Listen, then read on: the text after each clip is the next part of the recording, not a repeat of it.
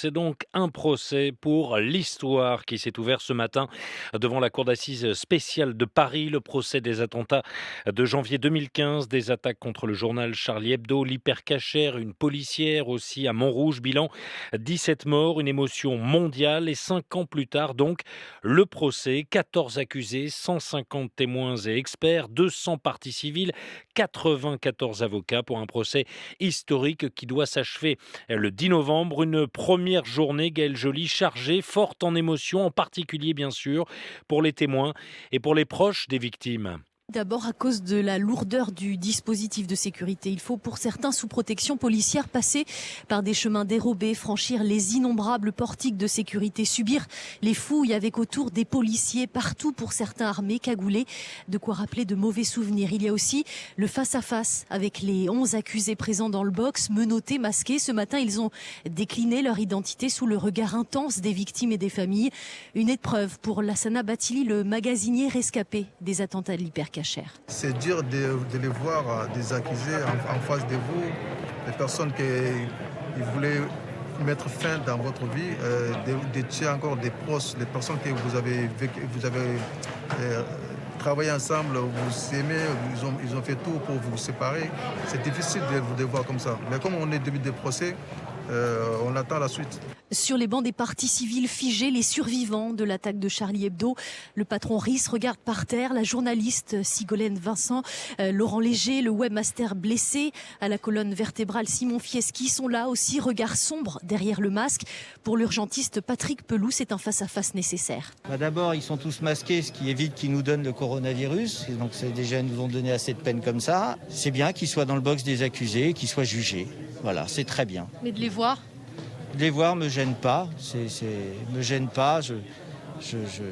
Voilà, c'est le temps de la justice. Vous l'entendez, l'humour malgré tout. Cet après-midi, pendant plusieurs heures, la Cour est revenue sur le déroulé des faits, énumérant le nom de chaque victime.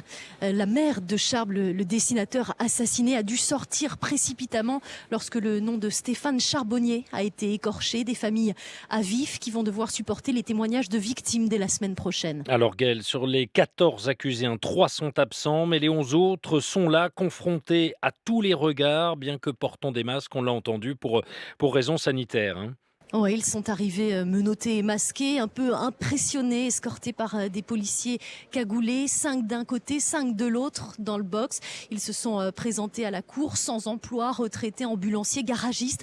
Pour les avocats de la défense, ils n'ont rien à faire là. Ces attentats, c'est une défaillance des services de sécurité. Pour maître Jean Chevet qui défend Métine Karassoulard, voyou belge de 50 ans accusé de trafic d'armes. Écoutez. Moi, je pense que je vais plaider l'acquittement parce que je n'ai pas trouvé dans le dossier la preuve qu'il savait que cette voiture avait été volée.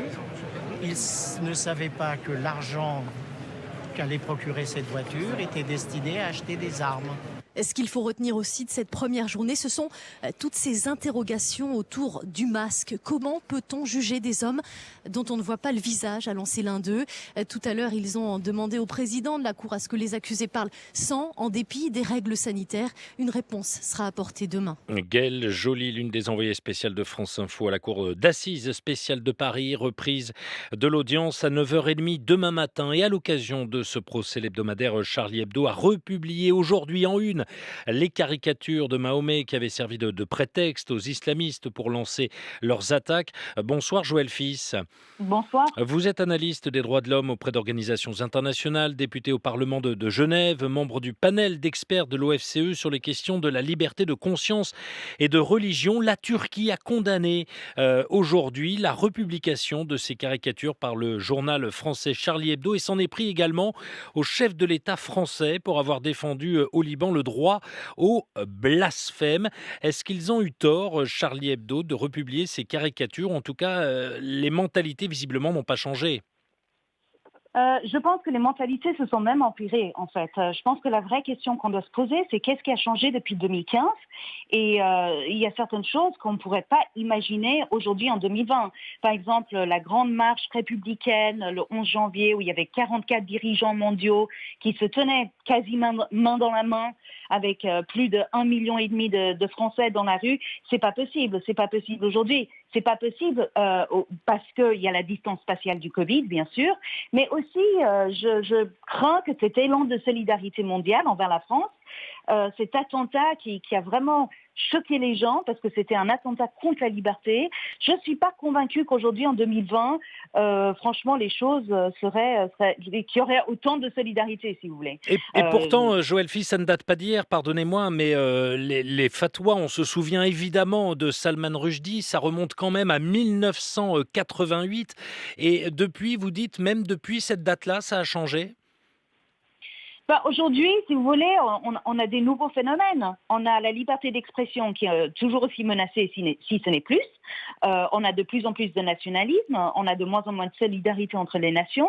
On a des journalistes qui sont intimidés, même dans la salle de presse de la Maison-Blanche, ce qui aurait été surréaliste en 2015.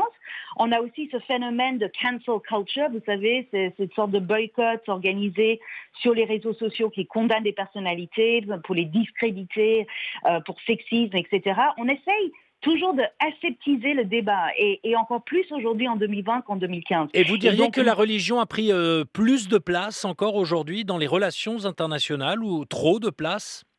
La religion prend toujours de la place. Alors après, si vous voulez savoir ce qui a changé depuis 2015, en tout cas au niveau du blasphème, je peux vous donner des bonnes nouvelles et des mauvaises nouvelles. Alors je ne sais pas ce que vous préférez. Eh bien, les deux, et assez rapidement, s'il vous plaît. Alors bon, la bonne nouvelle quand même, c'est que Charlie Hebdo a quand même réveillé les démocraties libérales.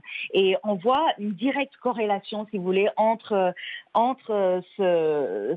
cet attentat terroristes contre les journalistes et contre les juifs à Hyper Cacher et l'abrogation de ces lois. Donc il y a quand même 8 pays qui ont abrogé leurs lois depuis Charlie Hebdo, et souvent ils ont dit, même haut et fort, que c'était parce que ils avaient vécu très très mal l'expérience et l'attentat commis contre Charlie Hebdo. Donc je parle de l'Islande, la Norvège, Malte, Danemark, Irlande, ça par référendum populaire, donc c'est pas négligeable. Mhm. Le Canada aussi en 2018, la Nouvelle-Zélande et la Grèce aussi. Et les mauvaises nouvelles ? Alors la mauvaise nouvelle, c'est que il y a toujours autant de violences qui sont commis au nom des allégations, au nom de ceux qui soi-disant blasphèment. Il y a toujours des lois qui sont mauvaises. Il y a toujours des gens qui sont en prison. Je pense à Raif Badawi, qui est toujours en prison en Arabie Saoudite. Il y avait cet épisode en Mauritanie, où un blogueur avait été condamné à mort et il a dû se repentir pour être libéré. Et ça, c'était vraiment... Donc il y a toujours des grands cas. Mais il y a toujours des petits cas aussi, et beaucoup de violences populaires autour de ça dans certains pays. Merci beaucoup, Joël Fils, analyste des droits de l'homme auprès d'organisations internationales, député au Parlement de Genève et membre du panel d'experts de l'OFCE sur les questions de la liberté de conscience et de religion.